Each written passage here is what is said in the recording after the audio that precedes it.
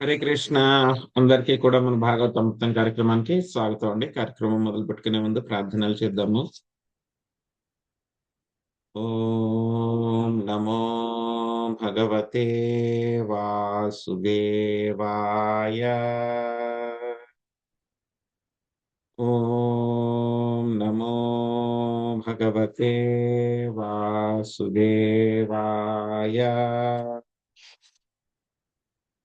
ఓం నమో భగవతే వాసుదేవాయ. నారాయణం నమస్కృత్య నరం చైవ నరోత్తమం దేవీం సరస్వతిం వ్యాసం తదో జయముదీరయేత్. శృణ్వతాం స్వకథా కృష్ణ పుణ్యశ్రవణ కీర్తనా హృదయంతస్థో హి అభద్రాణి విదునోతి సుహృత్సతాం. నష్టప్రాయేషు అభద్రేషు నిత్యం భాగవత సేవయా భగవతే ఉత్తమ శ్లోకే భక్తిర్భవతి నైష్టకే. ఓం అజ్ఞానతిమిరాంధస్య జ్ఞానాంజనాశలాకయా చక్షురున్మిళితం యేన తస్మై శ్రీ గురవే నమః. శ్రీచైతన్యమనోభీష్టం స్థాపితం యేన భూతలే స్వయం రూపా కదా మహ్యం దదాతి స్వపదాంతికం. వందేహం శ్రీగురో శ్రీయుతాపదకమలం శ్రీగురున్ వైష్ణవాంశ్చ శ్రీరూపం సాగ్రజాతం సహగణా రఘునాథాన్వితం త్వాం సజీవం సాద్వైతం సావధూతం పరిజనా సహితం కృష్ణ చైతన్య దేవం శ్రీరాధా కృష్ణ పాదాన్ సహగణా లలిత శ్రీ విశాఖాన్వితాంశ్చ. హే కృష్ణ కరుణా సింధో దీనబంధో జగత్పతే గోపేశా గోపికా కాంత రాధాకాంత నమోస్తుతే. తప్త కాంచన గౌరాంగి రాధే వృందావనేశ్వరి వృషభానుసుతే దేవి ప్రణమామి హరిప్రియే. వాంఛాకల్పతరుభ్యశ్చ కృపా సింధుభ్య ఏవ చ పతితానాం పావనేభ్యో వైష్ణవేభ్యో నమో నమః. జయ శ్రీ కృష్ణ చైతన్య ప్రభు నిత్యానంద శ్రీ అద్వైత గదాధర శ్రీవాసాది గౌర భక్త వృంద. హరే కృష్ణ కృష్ణ కృష్ణ హరే హరే హరే రామ రామ రామ హరే హరే.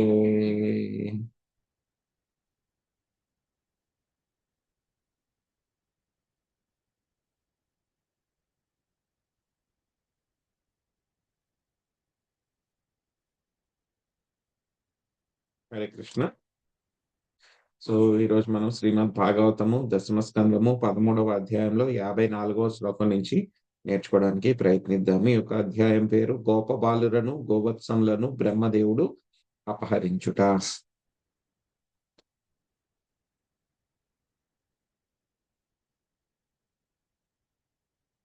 సత్య జ్ఞానానంతానంద మాత్రైకరసమూర్తయః అస్పృష్టా భూరి మాహాత్మ్యా అపి హ్యుపనిషదృశాం.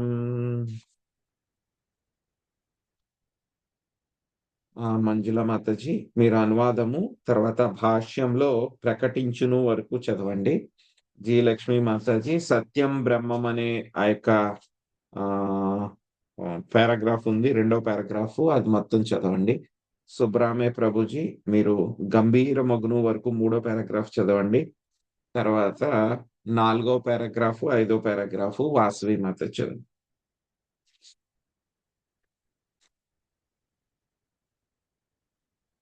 హరే కృష్ణ ప్రభుజీ.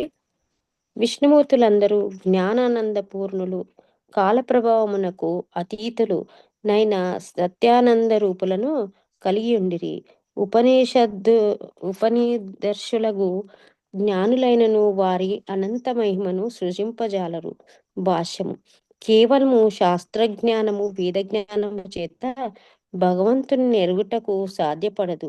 భగవదనుగ్రహము పడిసిన వాడు లేదా భగవత్కృపకు నోచుకొనిన వాడు మాత్రమే అతనిని తెలుసుకొనగలడు.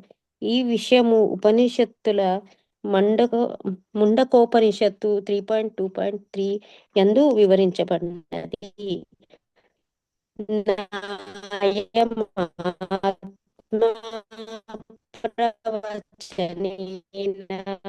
లభ్యో నేదస నా బహునా శ్రుతేన తేన లభ్య వృణుతే తను స్వాం.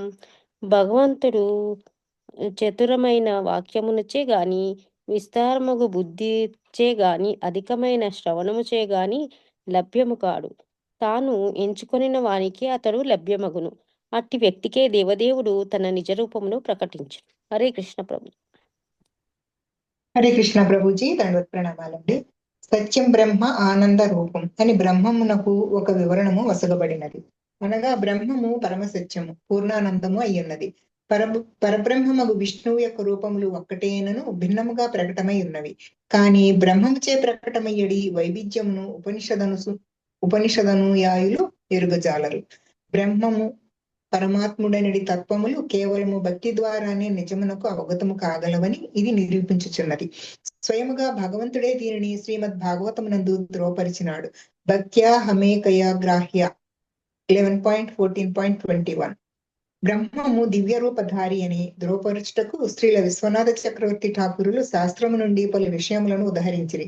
శ్వేతాస్వతరోపనిషత్తు 3.8 నందు భగవంతుడు ఆదిత్యవర్ణం తమస పరస్తాత్ అని వర్ణింపబడిను. అనగా అతని స్వయం ప్రకట రూపము సూర్యుని వలె తేజోమయము, అజ్ఞానాంధకారునకు అతీతమునై ఉన్నది. ఆనంద మాత్రం అంజరం పురాణమేకం సంతం బహుదా దృశ్యమానం.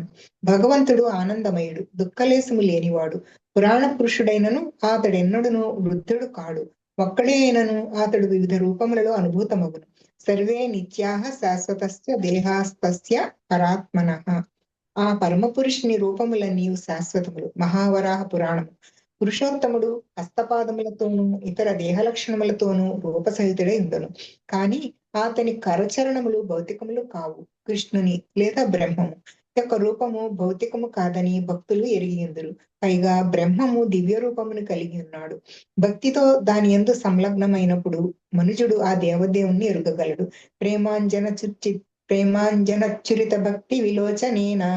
కానీ మాయావాదులు ఈ దివ్య రూపమును నెరగజాలరు. దానిని వారు భౌతికమని తలుతురు. హరే కృష్ణ ప్రభుజీ. Thank you Prabhuji. హరే కృష్ణ ప్రభుజీ.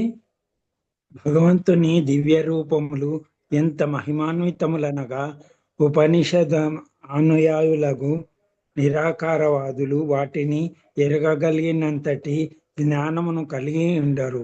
ముఖ్యముగా దేవదేవుని దివ్య రూపములు నిరాకారవాదులకు అవగతము కావు. పరతత్వము భౌతిక పదార్థము కాదనియు పరిమితమగు ఏ శక్తి చేతను అది అడ్డగింపబడదనియు మాత్రమే ఉపనిషత్ దర్శనముచే వారెరిగియుందురు. ఉపనిషత్తుల ద్వారా శ్రీకృష్ణుని గాంచుట సాధ్యపడనప్పటికీ ఆ విధముగా అతనిని ఎరగవచ్చునని కొన్ని చోట్ల చెప్పబడినది.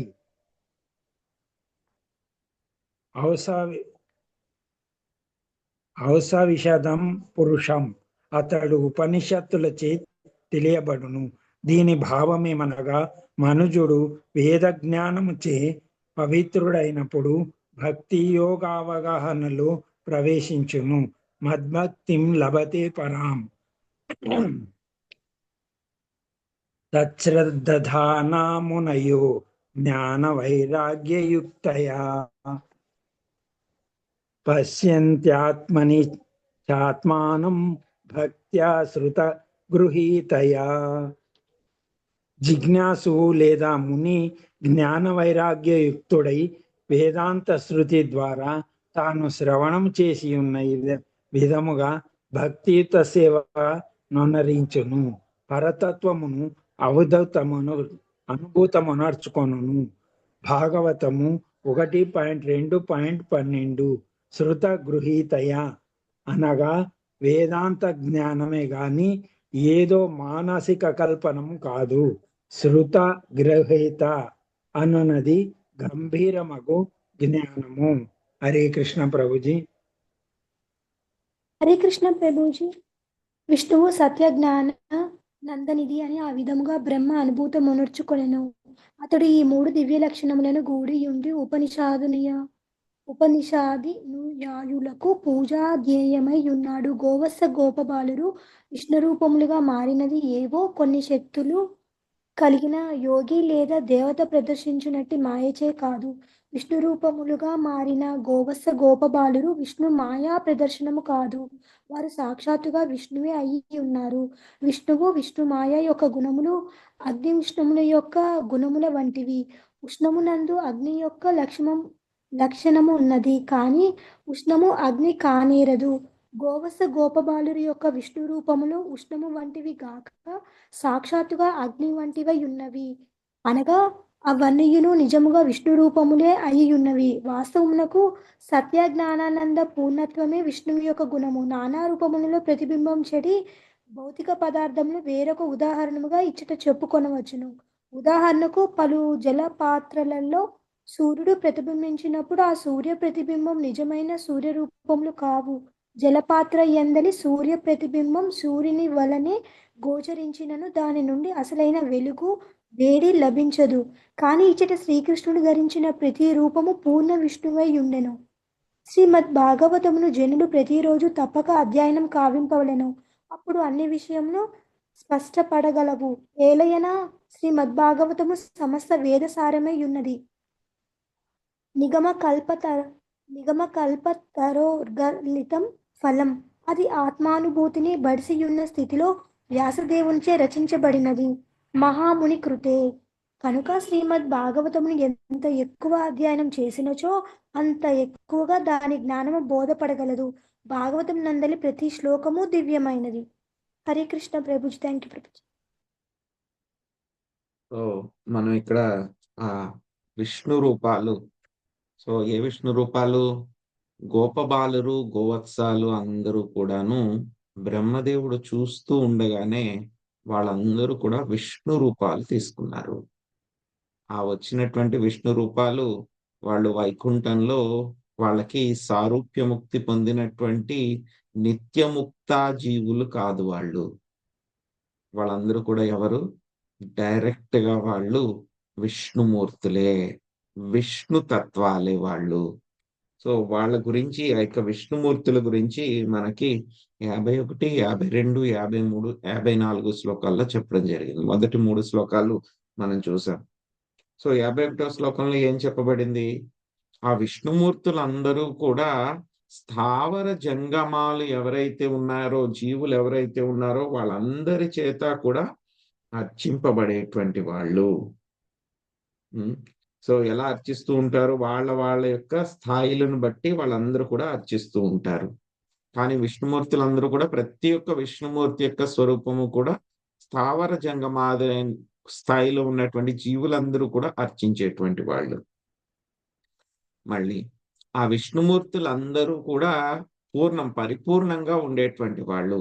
వాళ్ళకు ఉన్నటువంటి రకరకాలైనటువంటి శక్తులు ఉంటాయి వాళ్ళందరికీ కూడా. ఏమిటి? అనిమా సిద్ధి ఉంటుంది, విభూతులు ఉంటాయి వాళ్ళకి. సో 24 తత్వాలన్నీ కూడా వాళ్ళ యొక్క నియంత్రణలో ఉంటాయి మహత్తత్వంతో.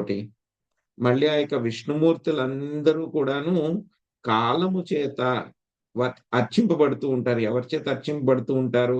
కాలము, స్వభావము, సంస్కారము, కామ, కర్మ, గుణాలు వీటిలన్నిటి చేత కూడా అర్చింపబడుతూ ఉంటారు. ప్రకృతి అంతా కూడా ఆ యొక్క విష్ణుమూర్తుల యొక్క ఆధీనంలో ఉంటుంది. ఇంకా ఈ రోజు శ్లోకంలో ఏం చెప్తున్నారు మనకి? సత్య జ్ఞానానంతనంద మాత్రైకర సమూర్తయ. ఏమిటి? ఆ యొక్క విష్ణుమూర్తులందరూ ఎవరు ఎలా ఉంటారంటే వాళ్ళు జ్ఞానానంద పూర్ణములు.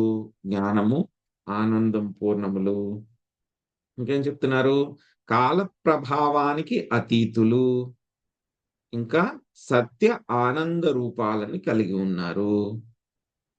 చూడండి, అటువంటి గొప్ప వ్యక్తులు అన్నమాట, గొప్ప వాళ్ళు అన్నమాట విష్ణుమూర్తి యొక్క రూపాలన్నీ కూడా. సో ఉపనిషద్దర్శులైనటువంటి జ్ఞానులైనను వారి అనంత మహిమను స్పృశింపజాలరు. ఉపనిషత్తులు చదువుకుని జ్ఞానం తెలుసుకున్నటువంటి వాళ్ళు కూడా ఆ విష్ణుమూర్తి యొక్క మహిమల గురించి పూర్తిగా తెలుసుకోలేరు. అంటే వాళ్ళెవరికి కూడా అర్థం కారు, మామూలు వాళ్ళందరికీ కూడా అని చెప్తున్నారు అన్నమాట. సో మనం చూస్తాం శ్రీమద్ భాగవతంలో దశమ స్కందంలో చివరిగా మనకి చివరి అధ్యాయం అన్నమాట. మొత్తం ఇంచుమించు ఒక 70 అధ్యాయాల దాకా ఉంటాయి, 90 అధ్యాయాలు ఉంటాయి మొత్తం. అందులో చివరిలో వస్తుందన్నమాట వేద స్తుతి అనేటువంటి ఒక అధ్యాయం వస్తుంది.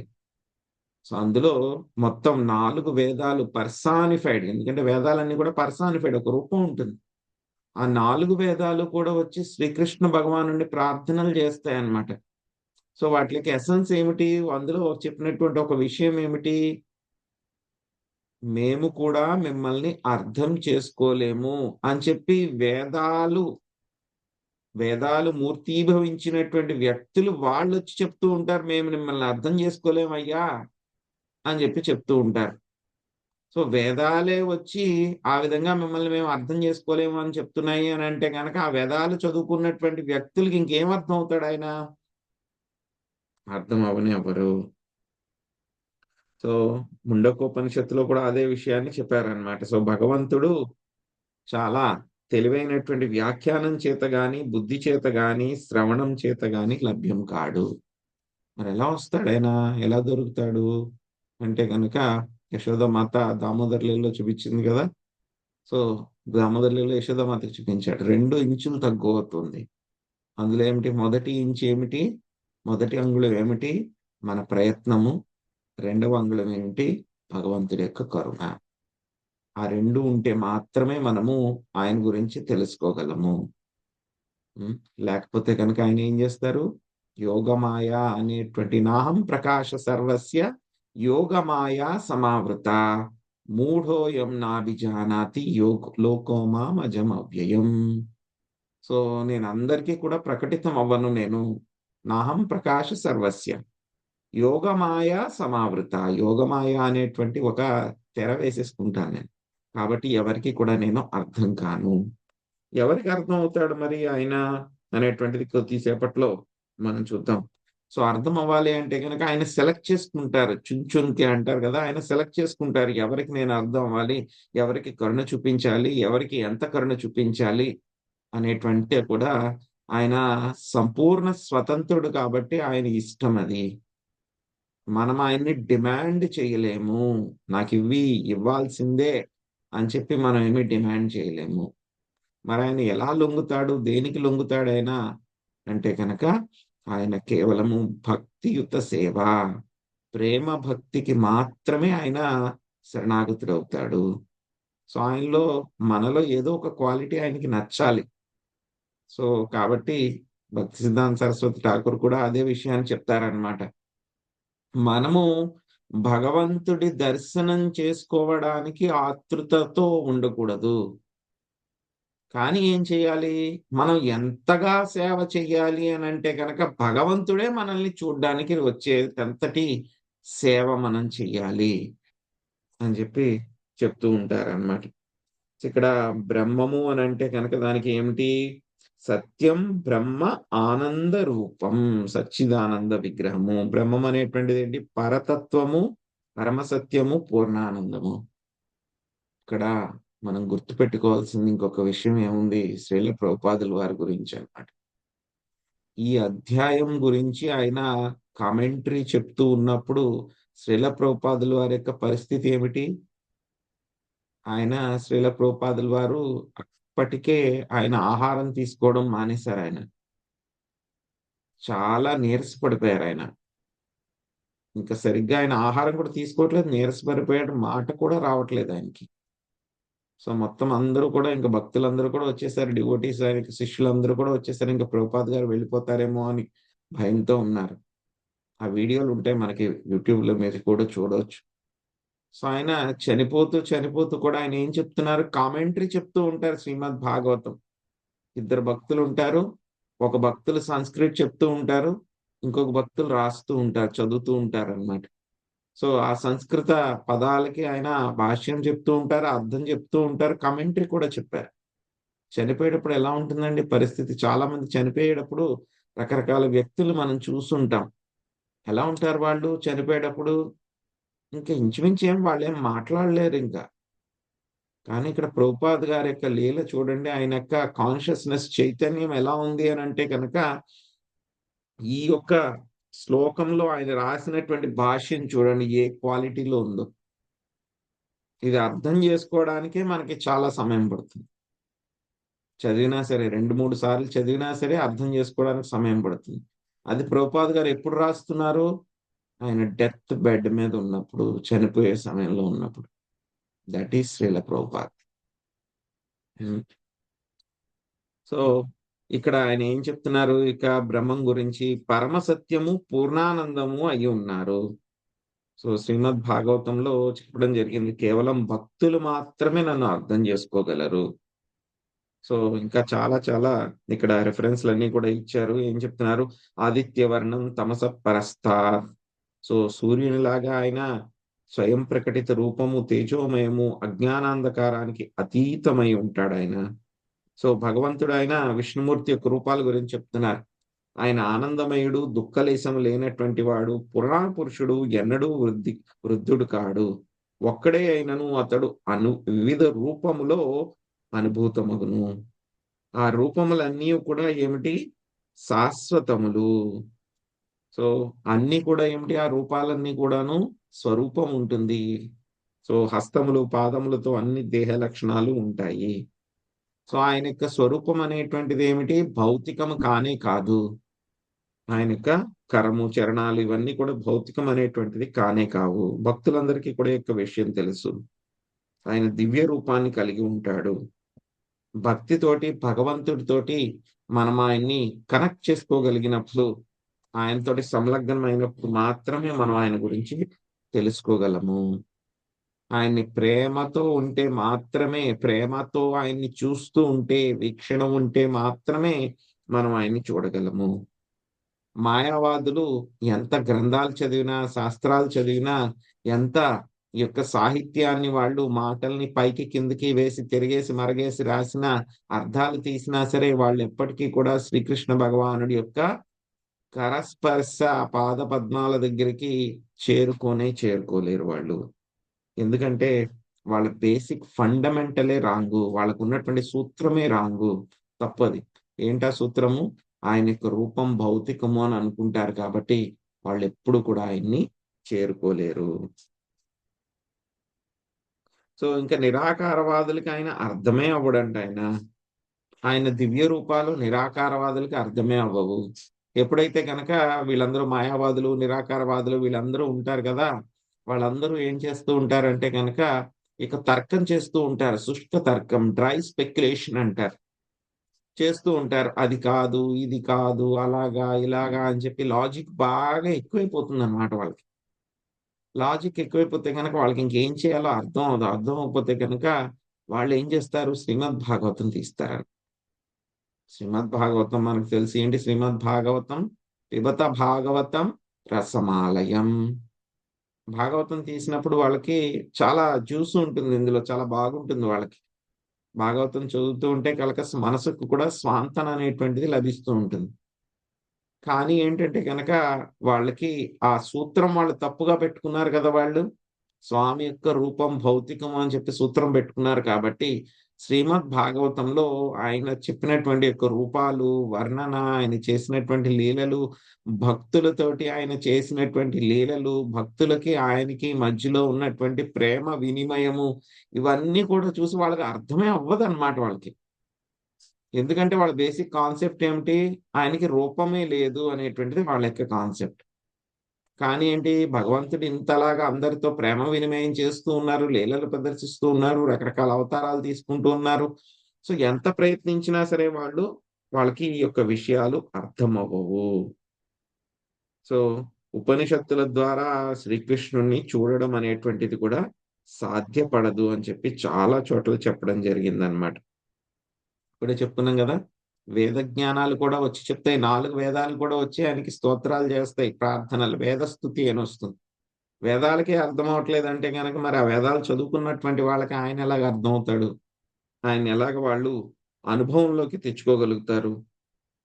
కేవలము కానీ ఏంటంటే కనుక ఇక వేద జ్ఞానం అనేటువంటిది ఏంటి? స్టెప్పింగ్ స్టోన్ అన్నమాట. అంటే దాటి ముందుకు వెళ్ళాలి. అదొక ఉపయోగపడుతుంది మనకి కొంచెం వరకును.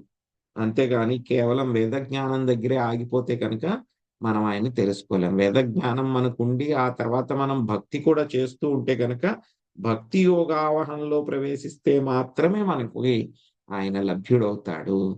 లేకపోతే కనుక ఆయన లభ్యుడవ్వడు. సో వీళ్ళందరికీ కూడా ఏంటి, మామూలుగా గంభీరమైనటువంటి జ్ఞానం ఉండాలి. సో ఈ యొక్క విష్ణు అనేటువంటి ఆయన సత్య జ్ఞానానంద నిధి.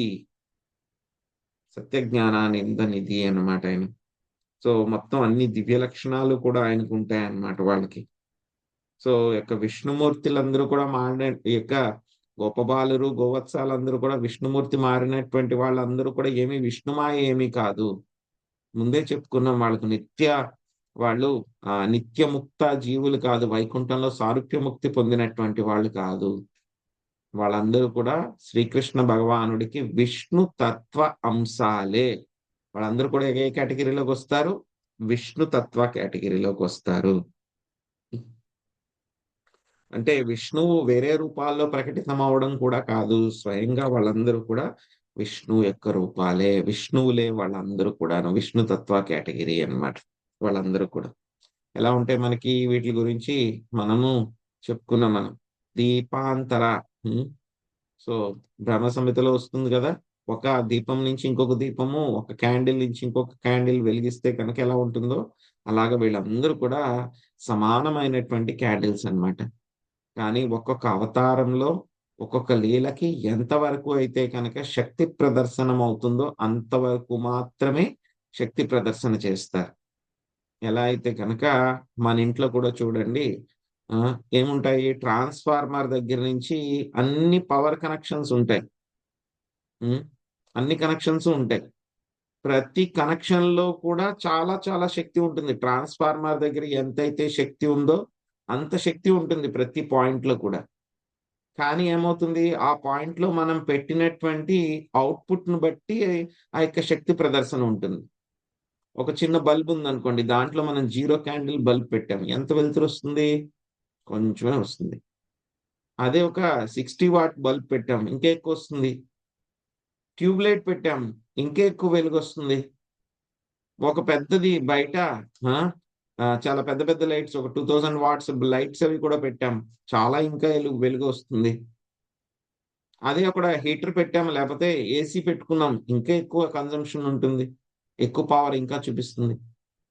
సో అలాగా విష్ణు తత్వాలు అన్ని కూడా ఏంటంటే కనుక వాళ్ళందరికీ కూడా శక్తి ఉంటుంది, బోల్డంత శక్తి ఉంటుంది, అందరికీ సమానమైన శక్తి ఉంటుంది. కానీ ఏ అవతారంలో ఎంతవరకు శక్తి ప్రదర్శన చేయాలో అంతవరకు మాత్రమే వాళ్ళు చేస్తారన్నమాట. కాబట్టి ఇక్కడ విష్ణువు ధరించినటువంటి ప్రతి విష్ణువు కూడా పూర్ణ విష్ణువు. వాళ్ళందరూ కూడా పరిపూర్ణమే. ఎవరు కూడా తక్కువ ఎక్కువ అని ఏమీ ఉండదు అన్నమాట. సో ప్రభుపాద గారు చెప్తున్నారు, యొక్క నిత్యం భాగవత సేవయ అందరూ కూడా చేయాలి. ఎందుకంటే భాగవతం అనేటువంటిది ఏమిటి? నిగమ కల్పతరో గలితం ఫలం. సో మహాముని కృతే వేదవ్యాసులు రాశారు ఇది.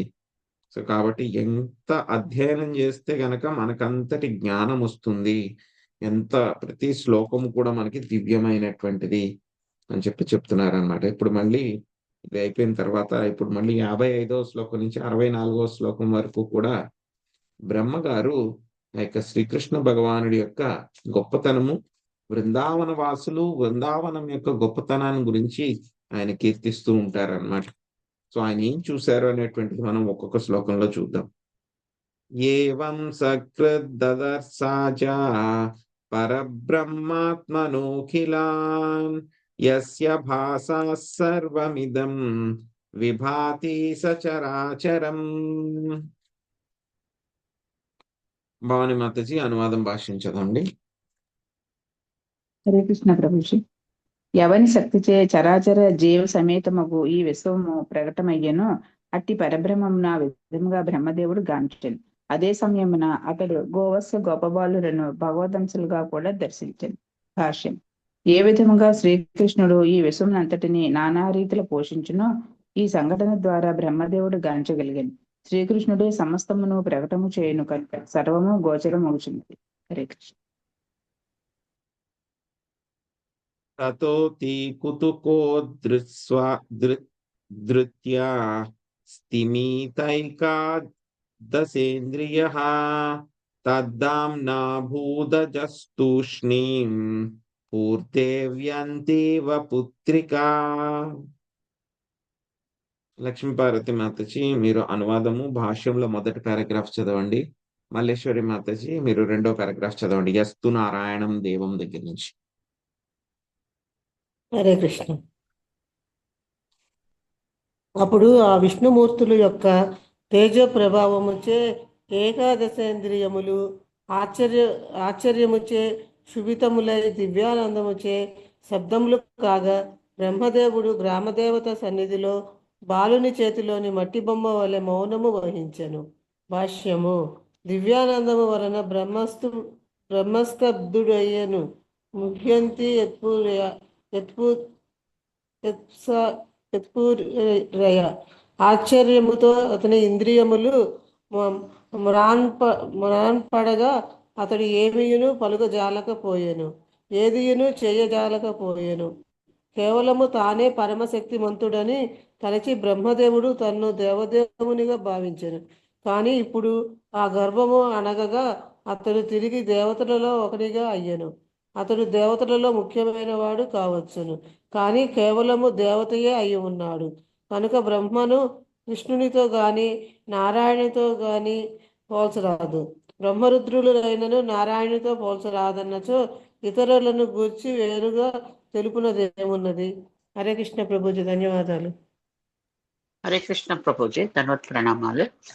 యస్తు నారాయణం దేవం బ్రహ్మ రుద్రాది దైవతై సమత్వేనైవ వీక్షేత స పాషండి భవే ధ్రువం.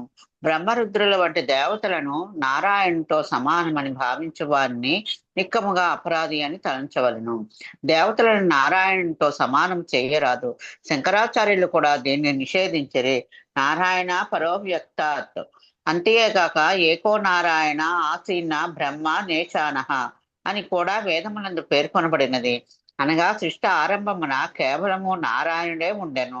బ్రహ్మరుద్రులు అప్పుడు లేరు కనుక జీవితాంతమున నారాయణ స్మరించువాడు అంతే నారాయణ స్మృతి జీవన పూర్ణత్వమును పడయును. హరే కృష్ణ బాబు. హరే కృష్ణ. సో ఏ విధంగా చూసారంట బ్రహ్మదేవుడు ఆ యొక్క విష్ణుమూర్తి యొక్క రూపాలన్నీ కూడాను మొత్తం విశ్వాలన్నింటికీ కూడా మూలం కింద ఆయన చూశారు. జీవులందరికీ కూడా ఆయన మూలం కింద ఆయన చూశారు. సో ఇంకా ఏం చూశారు? ఆ యొక్క గోవత్సాలు గోపబాలు అందరూ కూడాను ఆ యొక్క విష్ణుమూర్తులే ఎక్స్పాండ్ అయ్యారు ఆ విధంగా అని చెప్పేసి చూడగలిగారు అనమాట. ఇప్పుడు ఏమైందంట, బ్రహ్మదేవుడు ఎప్పుడైతే కనుక ఆ విధంగా చూశారో వాళ్ళ యొక్క మొత్తం ఒక నారాయణుడు ఉంటేనే ఏమైపోతుంది, బ్రహ్మదేవుడి యొక్క తేజస్సు అంతా కూడా తగ్గిపోతుంది అనమాట. సో అలాంటిది అంతమంది నారాయణులు ఒకేసారి ఒకే సమయంలో బ్రహ్మదేవుడు చూసిన తర్వాత ఏమైంది, వాళ్ళ యొక్క తేజో ప్రభావితం చేత బ్రహ్మదేవుడి యొక్క ఇంద్రియాలు 11 ఇంద్రియాలు 10 ఇంద్రియాలు ప్లస్ మనస్సు అవన్నీ కూడా ఏమైంది, ఆశ్చర్యం చేత స్టన్ అయిపోయినాయి అనమాట. అవన్నీ కూడా స్టన్ అయిపోయి దివ్యానందం చేత ఏమి స్తబ్దం అయిపోయిందంటే ఆగిపోయినాయి అనమాట మొత్తం అంతా కూడా. ఎలా అయిపోయారు, బ్రహ్మదేవుడు ఒక బొమ్మలాగా అయిపోయారు అనమాట ఆయన.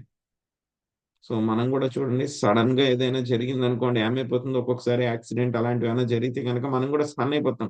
ఒకసారి మనం షాక్ అయిపోయి అలాగే ఉండిపోతాం. మనం ఏం చేయాలో తెలియదు, మనకి ఎక్కువసేపు ఉండదు, చాలా తక్కువ సమయం ఉంటుంది అనమాట. ఒక్కసారి మనం అలా ఉండిపోతాం, ఏం చేయాలో తెలియదు, ఏం జరుగుతుందో తెలియదు, బయట మొత్తం అంతా ఆగిపోయింది అని అనిపిస్తూ ఉంటుంది.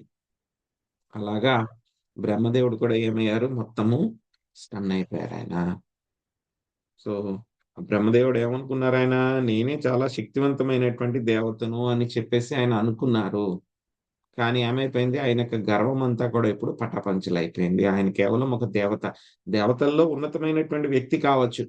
ఈ ప్రస్తుతం ఉన్నటువంటి విశ్వంలో ఆయన మొట్టమొదటి జీవి కావచ్చు. కానీ ఏమైంది, ఆయన ఎప్పుడు కూడా కృష్ణుడితో కానీ నారాయణుడితో కానీ సమానం కాదు. సో శాస్త్రం కూడా మనకి చెప్తుందన్నమాట. ఎప్పుడు కూడా మనం బ్రహ్మగారిని మిగతా దేవతల్ని ఎప్పుడు కూడా విష్ణువుతోటి నారాయణుడితోటి మనం ఎప్పుడు కూడాను సమానంగా భావించకూడదు. సో చాలా క్లియర్ గా చెప్తూ ఉన్నారనమాట. వేదాల్లో కూడా చెప్తున్నారు, ఏకో నారాయణ ఆసీన బ్రహ్మనేసాన్. సో సృష్టి ప్రారంభంలో ఎవరున్నారు, నారాయణుడు ఉన్నారు. సృష్టి ఎప్పుడైతే కనుక లయించినప్పుడు మొత్తం నాశనం అయిపోయిన తర్వాత, సృష్టి ప్రారంభంలో నారాయణుడు ఉన్నారు. సృష్టి నాశనం అయిపోయిన తర్వాత నారాయణుడు ఉన్నారు. సృష్టి మధ్యలో కూడా నారాయణుడు ఉన్నారు. సో కాబట్టి ఆయన లేనటువంటి సమయమే లేదు. ఇంకా చెప్పాలి అని అంటే కనుక సమయానికి ఆయన అతీతుడు అన్నమాట. సో అందుకే ఎవరైతే కనుక ఇక నారాయణ్ణి స్మరిస్తాడో వాళ్ళ చివరల్లో అంతే నారాయణ స్మృతి, అటువంటి వాడికి ఏమవుతుంది, ఈ యొక్క జీవిత పూర్ణత్వము అనేటువంటిది కలుగుతుంది. ఇతి రేసా తర్కే నిజ మహీమని స్వప్రమితికే పరత్రాజతో తన్నిరసన ముఖ బ్రహ్మ కమితో అనీసేపి ద్రష్టుం కిమదిమతి వా ముహ్యతి సతి చచ్చదాజో జ్ఞాత్వా సపది పరమో జాజ వనికాం. ప్రభావతి మాతజీ మీరు అనువాదం చదవండి. శశికళ మాతజీ మొదటి పారాగ్రాఫ్ భాష్యం మొదటి పారాగ్రాఫ్, చంద్ర మాతజీ రెండో పారాగ్రాఫ్, శ్రీదేవి మాతజీ మూడో పారాగ్రాఫ్, నాలుగో పారాగ్రాఫ్ మహాలక్ష్మి మాతజీ, ఐదో పారాగ్రాఫ్ శివలీల మాతజీ. హరే కృష్ణ ప్రభుజీ.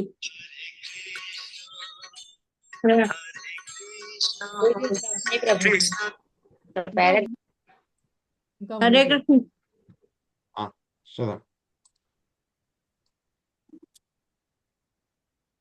హరే కృష్ణ ప్రభుజీ. పరబ్రహ్మము మానసిక కల్పనలకు పరమైన వాడు, శ్రీయానందమున సుప్రసిద్ధుడు, ప్రకృతికి పరమైన వాడు అయి ఉన్నాడు. అసంగతముగు జ్ఞానమును వేదాంతముచే ఖండించుట ద్వారా అతడు తెలియబడును. ఈ విధముగా ఎవని మహిమచే చతుర్భుజ విష్ణు రూపములు ప్రకటమయ్యను, అట్టి పరబ్రహ్మ విషయమున సరస్వతి పది బ్రహ్మ మోహగ్రస్తుడయ్యను. ఇది ఏమి అని తలుచుచు పెదప అతడు దేనిని చూడజాలకపోయిను. అతని పరిస్థితి ఎరిగిన వాడే శ్రీకృష్ణుడు అప్పుడు తన యోగమాయ తెరను తొలగించెను. హరే కృష్ణ ప్రభుజీ. హరే కృష్ణ ప్రభుజీ. ప్రణామం. భాష్యం. బ్రహ్మదేవుడు పూర్తిగా మోహితుడయ్యాను. తానేది గాంచుచున్నాడో అతడు ఎరుగజాలకపోయిను. ఆ పిదప అతడు దేనిని చూడజాలకపోయాను. శ్రీకృష్ణుడు అతని పరిస్థితిని ఎరిగిన వాడై యోగమాయ తెరను తొలగించెను. ఈ శ్లోకమునందు బ్రహ్మదేవుడు ఇరేసా అని తెలుపబడెను. ఇరా అనగా చదువుల తల్లి సరస్వతీదేవి అని అర్థం. ఇరేసుడు ఆమె భర్త బ్రహ్మ కనుక బ్రహ్మ పరమ బుద్ధిమంతుడు. కానీ సరస్వతీపతియగు అతడును శ్రీకృష్ణుని విషయమున మోహితుడయ్యాను. మిగుల యత్నించినను అతడు కృష్ణుని ఎరుగజాలకపోయెను. తొలుత గోపబాలురు గోవత్సములు స్వయముగా శ్రీకృష్ణుని యోగమాయచే కప్పబడిరి. అదే యోగమాయ తరువాత కృష్ణాంశులకు గోపబాలుర యొక్క రెండవ సమూహమును ప్రకటించినది. ఆ పిదప అది చతుర్భుజ రూపములను ప్రదర్శించను. బ్రహ్మ రోగగ్రస్తుడవుటను గాంచి ఇప్పుడు శ్రీకృష్ణుడు ఆ యోగమాయను తొలగించెను. శ్రీకృష్ణుడు తొలగించినట్టి ఆ మాయ మహామాయ అని కొందరు తలచవచ్చును. కానీ అది యోగమాయనే అని శ్రీల విశ్వనాథ చక్రవర్తి ఠాకూర్లు వ్యాఖ్యానించిరి. దాని చేతని శ్రీకృష్ణుడు ఒకప్పుడు ప్రకటమై మరొకప్పుడు అదృశ్యమగుచుండును. నిజమైన దానిని మరుగుపరిచి ఏదో అసత్యమును ప్రకటించే శక్తి మహామాయ అనబడును. ఏ శక్తిచే పరతత్వము ఒకప్పుడు ప్రకటమై మరొకప్పుడు అవ్యక్తముగా నుండునో అది యోగమాయ అనబడును. కనుక ఈ శ్లోకమునందు పేర్కొనబడిన అజ అను పదము యోగమాయకు అన్వయించును. హరే కృష్ణ ప్రభుజీ, ధన్యవాదాలు. హరే కృష్ణ. నేనేనా చదవాల్సింది? హరే కృష్ణ. చందన మాతాజీ చందన చదవండి. మాతాజీ చందన ఆ, మాతాజీ. సరే. హరే కృష్ణ ప్రభుజీ, దండవత్ ప్రణామాలు. కృష్ణుని మాయాశక్తి స్వరూప శక్తికి ఒకటైనను నానా విధముగా ప్రకటమగుచుండెను. పరాస శక్తి వివిధమైన శ్రూయతే. ఉపనిషత్తు 6.8. వైష్ణవులకు మాయావాదులకు తేడా ఏమనగా, మాయావాదులు ఆ మాయ ఒకటే అని పలుకుతురు, కానీ వైష్ణవులు దాని యొక్క వైవిధ్యము గుర్తింతురు. ఆ వైవిధ్యము నందు ఏకత్వము ఉన్నది. ఉదాహరణకు ఒక వృక్షం నందు పత్రములు, పుష్పములు, ఫలములు అనే వైవిధ్యము గోచరించను. సృష్టి యందు నానా రకములకు కార్యములను నిర్వహించుటకు నానా విధములకు శక్తి అవసరమగును. ఉదాహరణకు ఒక యంత్రమునందు అన్ని భాగములను ఇనుముతో తయారు చేయబడి ఉండవచ్చును, కానీ అది అనేక పనులను చేయుచుండెను. యంత్రమంతియు ఇనుముతోనే తయారు చేయబడినప్పటికీ ఒక భాగము ఒక విధంగా పనిచేయగా అన్య భాగములు వేరొక విధంగా పనిచేయుచుండెను. యంత్రం ఎట్లు పనిచేయును ఎరుగని వాడు అది ఒక ఇనుప వస్తువు అని పలకవచ్చును. యంత్రం ఇనుప వస్తువునే అయినను ఏ ప్రయోజనం సాధించుటకు అది తయారు చేయబడును, దాన్ని నెరవేర్చుటకు నానా రకములుగా పనిచేసేది వివిధ భాగములను ఇది కలిగి ఉండను. దాని ఒక చక్రము ఇటువైపు తిరుగుచుండగా మరొక చక్రము అటువైపు తిరుగుచు యంత్ర కార్యమును చక్కగా కొనసాగును. అందువల్ల యంత్రమునందలి వివిధ భాగములు మనము ఇది చక్రము, ఇది పరమేకు, ఇది ఇరుసు అనే వివిధ నామంతో పిలిచెదము. వేదముల యందును ఇట్లు వివరించబడినది. హరే కృష్ణ ప్రభు. హరే కృష్ణ. పరాస్య శక్తిర్వి విదైవ శ్రూయతే స్వాభావికి జ్ఞాన బలక్రియా చ. కృష్ణ శక్తి వైవిధ్య పూర్ణము, అందువలన ఒకే శక్తి అనేక విధములుగా పనిచేయుచుండును. వివిధ అనగా నానా విధములని అర్థము. అట్టి నానా విధత్వములలో ఏకత్వం ఉన్నది. ఏ విధముగా యోగమాయ, మహామాయ ఒకే శక్తికి చెందిన అంశములు. ఈ విధముగా యోగమాయ, మహామాయ ఒకే శక్తికి చెందిన అంశులు. ఈ శక్తులు తమ భిన్న రీతులలో వర్తించుచుండును. సంవిత్, సంధిని, హ్లాదిని శక్తులు యోగమాయకు భిన్నమైనవి. వీనిలో ప్రతి ఒక్కటి ఒక వ్యక్తిగత శక్తి. ఆహ్లాదిని శక్తి రాధారాణి. రాధాకృష్ణుల ప్రణయ వికృతిర్ హ్లాదిని శక్తిర్ రస్మాత్ అని స్వరూప దామోదర గోస్వామి చైతన్య చరితామృతము ఆదిలీల 1.5 నందు వివరించిరి. హ్లాదిని శక్తియే రాధారాణిగా ప్రకటమయ్యెను. శ్రీకృష్ణుడు శక్తిమంతుడు, రాధారాణి శక్తి స్వరూపిణి అయినప్పటికీ ఇరువురును ఒకటే అయ్యి ఉన్నారు. ఇది కూడా చదవాలా ప్రభుజీ? అంతే మాతాజీ. మహాలక్ష్మి మాతాజీ చదువు. హరే కృష్ణ. హరే కృష్ణ ప్రభుజీ, దండోత్ ప్రణామాలు. శ్రీకృష్ణుని ఐశ్వర్యము అచింత్యము, అతర్క్య కనుక అట్టి ఐశ్వర్య విషయమున నిజమహిమను బ్రహ్మ విమోహితుడయ్యను. పరిమితములకు ఇంద్రియములతో మనుజుడు అచింత్యమైన దానిని గూర్చి తర్కింపజాలడు. అందువలన మన చింతనకు తర్కమునకు పరమైనదే అచింత్యము.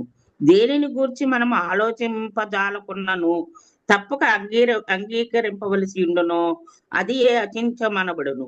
భగవంతుని యందు ఇట్టి అచింత్య భావమును అంగీకరింపనదే దేవదేవుని తత్వము మనకు బోధపడదని శ్రీల జీవగోస్వామి పలికిరి. ఈ విషయమును చక్కగా అవగతము చేసుకొనవలసి ఉన్నది. కనుక శాస్త్రవచనములను ఎటువంటి మార్పు లేకుండా యథాతథముగా స్వీకరింపవలను. అవి మన తర్కమునకు అతీతములు. అచింత్య కళ్ళ ఏ భావన సంస్కరేణ యోజయేత్. అచింత్యమైనది తర్కముచే నిరూపితము కాజాలదు. జనులు సాధారణముగా తర్కమునకు దిగుచుందురు, కానీ తర్కమునకు దిగువ వేద జ్ఞానమును యథాతథముగా స్వీకరించుటయే మన విధానము కావలను. ఇది ఉన్నతము, ఇది న్యూనము అని కృష్ణుడు పలికినప్పుడు దానిని మనము అంగీకరించవలను. ఇది ఎందులకు ఉన్నతము అదెందులకు న్యూనమని మనము తర్కించరాదు. మనుజుడు ఆ రీతిగా తర్కించినచో జ్ఞానము లభింపదు. Thank you Prabhuji. హరే కృష్ణ. ఇట్టి స్వీకార పదము అవరోధాపంద ఎనబడును. అవరోహమనడి పదము అవతారము అవతరించున్నది అనేది పదమునకు సంబంధించినది. లౌకికులు ప్రతి విషయమును ఆరోహ పందాలో తర్కము హేతువు తెలుసుకొనగోరుదురు. కానీ ఆధ్యాత్మిక విషయములు ఈ పద్ధతిలో అవగతము కావు. మనుషుడు కేవలము అవరోహ పందాన్ని తప్పక అనుసరించవలెను.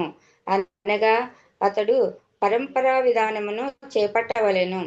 శ్రీకృష్ణుని నుండి వచ్చిన పరంపరయే సర్వోత్కృష్టమగు పరంపర.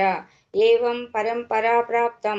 శ్రీకృష్ణుడు ఏది పలుకునో దానిని మనము అంగీకరించవలెను. ఇమం రాజర్షయో విదుహు. ఇది అవరోహ పంద అనబడును. కానీ బ్రహ్మదేవుడు అవరోహ పందాను చేపట్టెను. కృష్ణుని మాయను అతడు తన పరిమితమగు శక్తిచే తెలుసుకొనగోరి తానే మోహితుడయ్యను.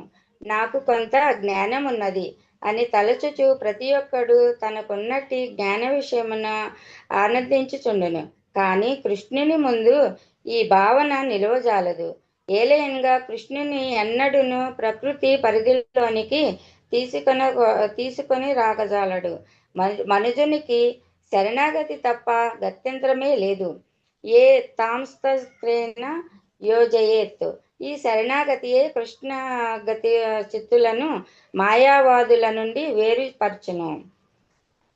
అతన్ని రసన అను పదము అసంగతమైన విషయమును నిరాకరించుటను సూచించును. అనగా యథార్థమైనది కానిది.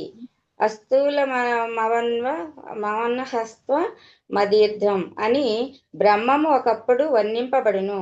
అనగా అది స్థూలము కానిది, అణువు కానిది, హ్రస్వము కానిది, దీర్ఘము కానిదని అర్థము. బృహదారణ్యకోపనిషత్తు 5.8.8 నేతి ఇది కాదు. మరి ఏమిటది? ఒక పెన్సిల్ను వర్ణించుచు ఎవరేని ఇది కాదని చెప్పినను అసలు అదేమిటో అర్థము కాదు. దీనిని నిషేధాత్మక పరిభాష అందురు. భగవద్గీత యందు శ్రీకృష్ణుడు కూడా వ్యతిరేకార్థక పదముల ద్వారానే ఆత్మను గూర్చి వివరించను. నా జాయతే మ్రియతే వా అని, అది పుట్టదు చావదు, ఇంతకు మించి నీవు దీనిని అర్థము చేసుకొనజాలవు. కానీ అదేమిటి? అది శాశ్వతమైనది, నిత్యమైనది. అజో నిత్య శాశ్వతోయం పురాణో నా హన్యతే హన్యమానే శరీరే. ఇది పుట్టుక లేనిది, శాశ్వతమైనది, నిత్యమైనది, మరణము లేనిది, సనాతనమైనది. దేహము నశించనను అది నశించదు. భగవద్గీత 2.20. ఆత్మను అవగతము చేసుకుంట అది అందు అత్యంత కఠినము. అందువలన శ్రీకృష్ణుడు వ్యతిరేకార్థములను వసగెను. నైనం చిందంతి శస్త్రాన్ని నైనం దహతి పావకః నచైనం క్లేదయస్త్యాపో నశోషయతి మారుతః. ఆత్మ ఎట్టి ఆయుధముల చేతను ఛేదించబడదు, అగ్నిచే దహింపబడదు, నీటిచే తడుపబడదు, వాయువుచే శోకింపబడదు. భగవద్గీత 2.23. ఆత్మ అగ్నిచే దహింపబడదు అని శ్రీకృష్ణుడు పలికెను. కనుక అగ్నిచే దహింపబడినది ఇదేమిటని మనుజుడు ఊహింపవలసి ఉండును. ఇది నిషేధాత్మక పరిభాష. హరే కృష్ణ ప్రభుజీ. దండవత ప్రణామాలు. సో ఇక్కడ ఏమైంది? బ్రహ్మదేవుడు ఏమైనా పూర్తిగా మోహితుడైపోయాడు ఆయన. సో పరబ్రహ్మం అనేటువంటిది మానసిక కల్పనకు పరమైనటువంటి విషయము. సో ఇక్కడ బ్రహ్మదేవుడు పూర్తిగా మోహితుడైపోయారు అనమాట. సో ఇక్కడ చూస్తే కనుక బ్రహ్మదేవుడిని ఇక్కడ ఏమని చెప్పారు? ఆయన్ని ఇతిరేష అని చెప్పారనమాట. ఇరా అంటే కనుక సరస్వతీదేవి అని అర్థం అనమాట. ఇరేష అని చెప్పారు. ఈష. ఇరా అంటే కనుక సరస్వతీదేవి, చదువుల తల్లి.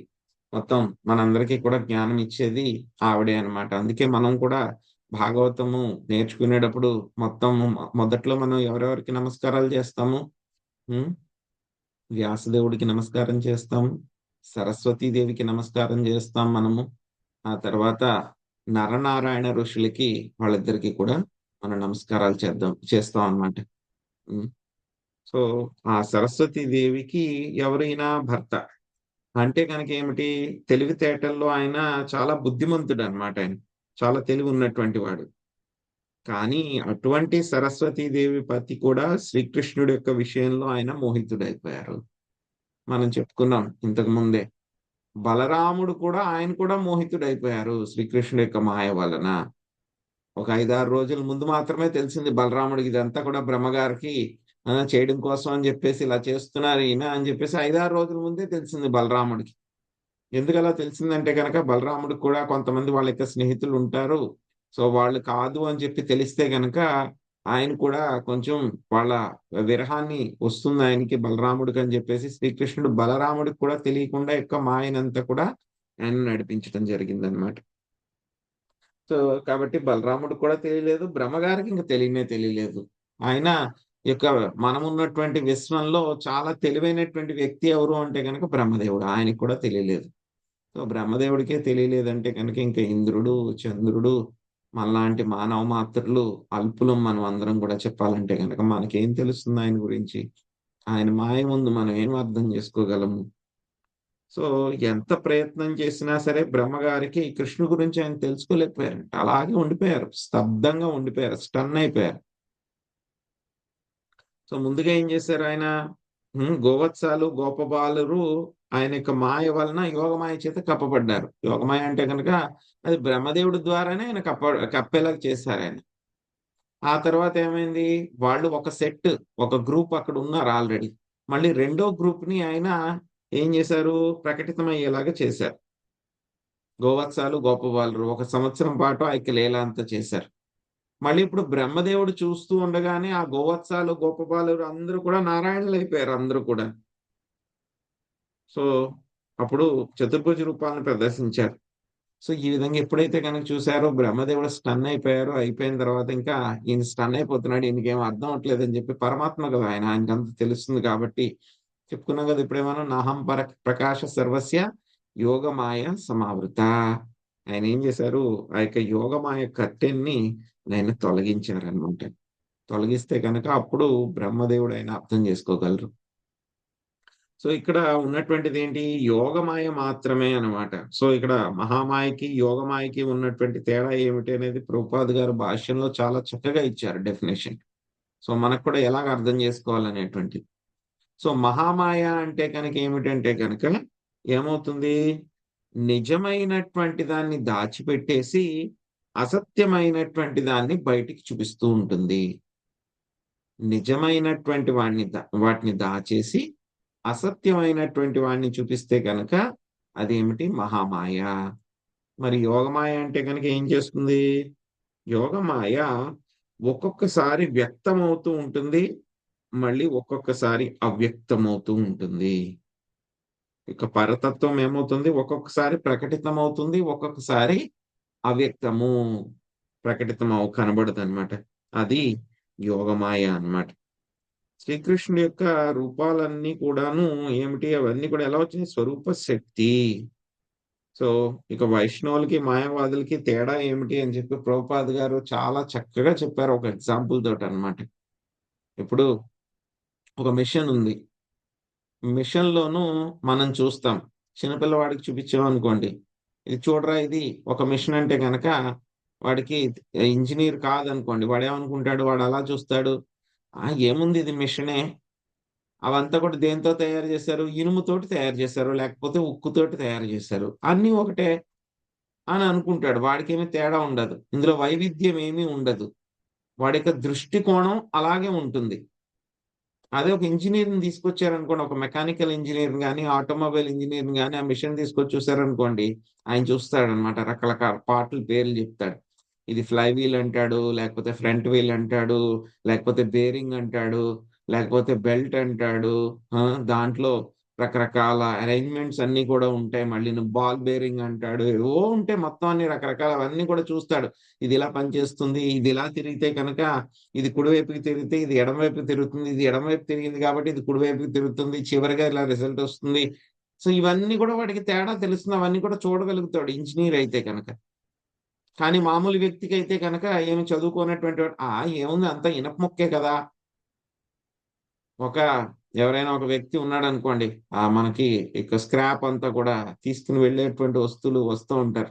సో పాత ఇనుప సామాన్లు అన్ని తీసుకెళ్లే వాళ్ళు ఉంటారు కదా, వాళ్ళకి ఆ మిషన్ చూపించామనుకోండి, అంతా ఇనువేనండి, అంతా ఒకటే రేటు, కేజీ ఇంత అని చెప్తాడు అనమాట. అదే ఇంజనీర్కి చూపించామనుకోండి, వాడికి తెలుస్తుంది దాంట్లో, అయ్యో ఇంత మంచి పార్టా, ఇది చాలా క్వాలిటీ ఐటమ్, ఇది దొరకదు, ఇది చాలా విలువైంది ఇది అని చెప్తారనమాట. అదే మాయావాదులకి వైష్ణవులకి కూడా అదే తేడా. మాయావాదులు అయితే కనుక ఏమంటారు, వాళ్ళకి వైవిధ్యమే తెలీదు, తేడా తెలీదు, అంతా ఒకటే అంటూ ఉంటారు అనమాట. కానీ వైష్ణవులు అయితే కనుక మాయావాదుల కంటే కూడా ఎక్కువ తెలుసు కాబట్టి, వాళ్ళకి వైవిధ్యం తెలుసు కాబట్టి, సో ఏ విధంగా ఆ యొక్క పరబ్రహ్మము, పరతత్వం, పరాస్య శక్తి వివిధైవ శ్రూయతే. సో ఆయన ఒకే శక్తి అయినా సరే రకరకాల రూపాల్లో ఆయన అవతరించి రకరకాలైనటువంటి పనులన్నీ కూడా చేస్తూ ఉన్నారు అనేటువంటి విషయం తెలుస్తూ ఉంటుంది అనమాట. సో ఇదే మాయావాదులకి అదే విధంగా వైష్ణవులకి మధ్యలో ఉన్నటువంటి తేడా. చాలా మంచి ఒక ఎగ్జాంపుల్ తోటి ప్రభుపాద్ గారు మనకి ఇక్కడ చెప్పడం జరిగింది అనమాట.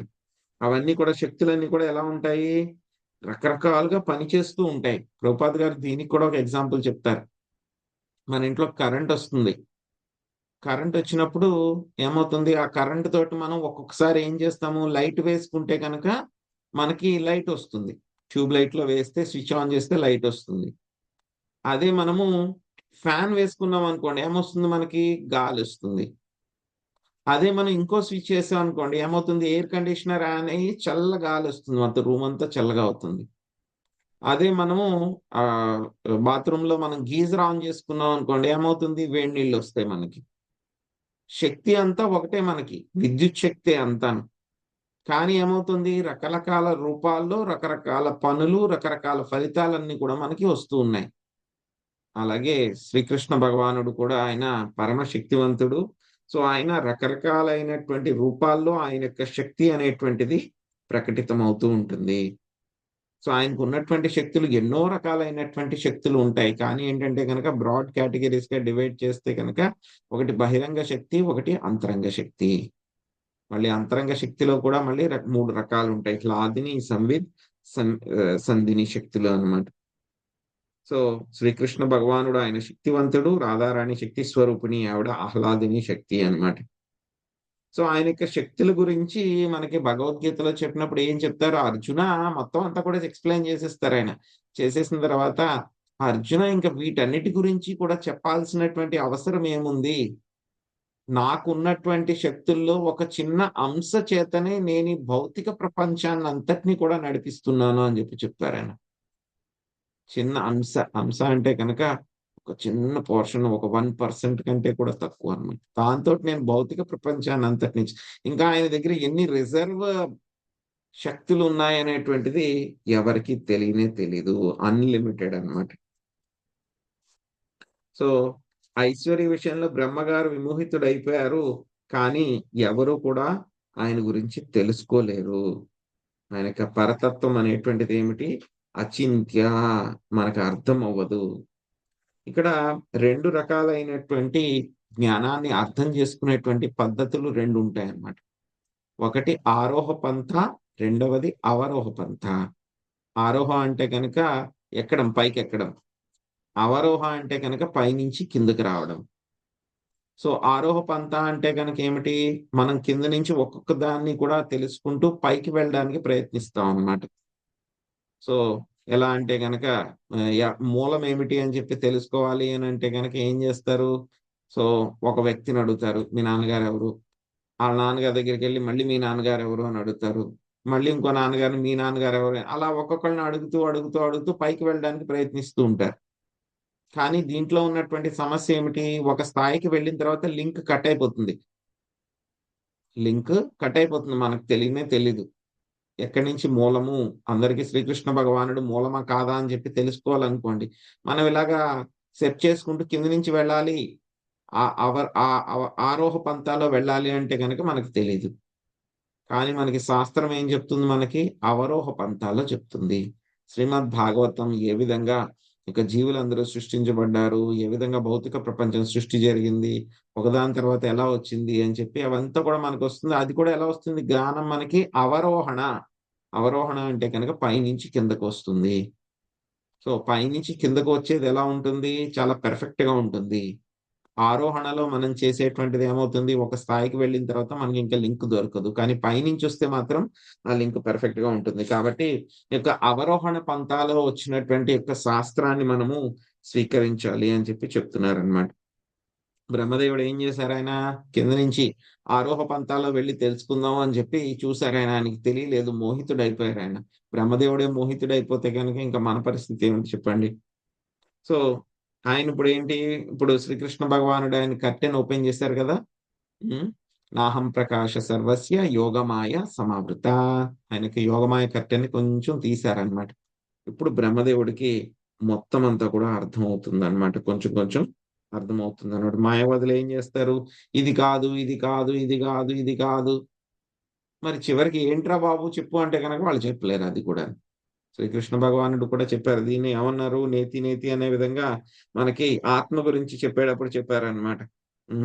ఏం చెప్పారు? అజో నిత్య శాశ్వతోయం పురాణో నా హన్యతే హన్యమానే శరీరే.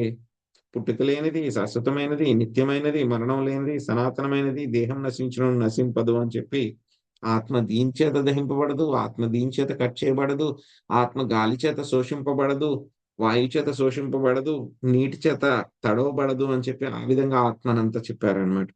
సో ఈ విధంగా కూడా శాస్త్రాల్లో మనకు చెప్తారు. దీన్ని నిషేధాత్మక పరిభాష అని చెప్పి చెప్తూ ఉంటారనమాట. సో ఈ విధంగా మనం కొన్ని విషయాలు తెలుసుకోవచ్చు. కానీ బ్రహ్మదేవుడు ఇక్కడ ఆరోహ పంతాలో వెళ్దామని చెప్పి ఆయన ఫెయిల్ అయ్యారు. ఇప్పుడు శ్రీకృష్ణ భగవానుడి యొక్క కరుణ వలన అవరోహణ పంతాలో ఆయన భగవంతుడు శ్రీకృష్ణ భగవానుడి గురించి ఇప్పుడు తెలుసుకోగలుగుతారనమాట. సో ఇంకా మనము డిస్కషన్ మళ్ళీ సోమవారం కంటిన్యూ చేద్దాము. హరే కృష్ణ. హరే కృష్ణ ప్రభుజీ, దండవత్ ప్రణామాలండి. ధన్యవాదాలు. హరే కృష్ణ ప్రభుజీ, దండవత్ ప్రణామాలు. ఆరోహ అవరోహ పంతం అంటే అసెండింగ్ డిసెండింగ్ ఆ టైప్ ప్రభుజీ ఆర్డర్ ఉంటాయి. అసెండింగ్ చిన్నప్పుడు మనం నేర్చుకుంటాం కదా. సో లెక్కల్లో కూడా చెప్పుకుంటాం కదా మనం. ఆరోహం రాయండి, అవరోహణ రాయండి అని చెప్పి చెప్తారు. సంగీతంలో కూడా ఉంటుంది ఆరోహము అవరోహణము అని చెప్పి సంగీతంలో కూడా ఉంటాయి కదా. కానీ ప్రభుపాదుల వారు ఆ టైంలో కూడా అలా చెప్పారంటే కళ్ళంతో నీళ్ళు గిన్నె తిరిగినట్టు అనిపించింది ప్రభుది. అలా వాళ్ళు భగవంతుడితో ఇక ఇదైన అటువంటి వాళ్ళు కాబట్టి చెప్పగలుగుతారు. కానీ నోటంట మాట వస్తుందా?